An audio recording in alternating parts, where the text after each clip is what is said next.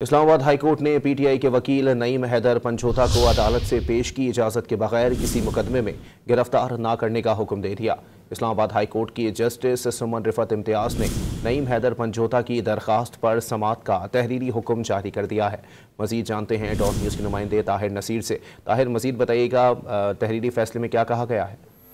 जी बिल्कुल, देखिए पीटीआई के वकील नईम हैदर पंचोता को अदालत से पेश की इजाजत के बगैर किसी भी मुकदमे में गिरफ्तार न करने का हुक्म जारी कर दिया गया है। इस्लामाबाद हाई कोर्ट की जस्टिस सुमन रिफत इम्तियाज ने नईम हैदर पंचोता की दरखास्त पर समाअत का तहरीरी हुक्मनामा जारी किया है। हुक्मनामे में कहा गया नईम हैदर पंचोता के खिलाफ दर्ज मुकदमात की तफसीलात फराहम करने के लिए एप्लीकेंट को नोटिस भी जारी किए गए हैं।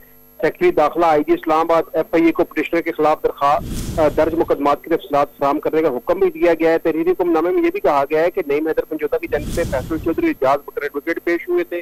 दरखास्त गुजार वकला के मुताबिक पिटिशनर का हक है कि इसे अपने खिलाफ दर्ज मुकदमात और इल्जामात का इल्म हो।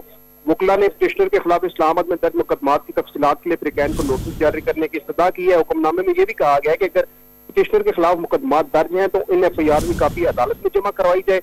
अदालत ने एप्लीकेंट को पिटिशन पर शिकवार जवाब और तफसीली रिपोर्ट जमा कराने की हिदायत करते हुए समाअत 5 नवंबर तक मुलतवी कर दी गई है। और इस्लामाबाद हाई कोर्ट ने कहा है कि पिटिशनर को इस दौरान अदालती इजाजत के बगैर किसी भी मुकदमे में गिरफ्तार न किया जाए।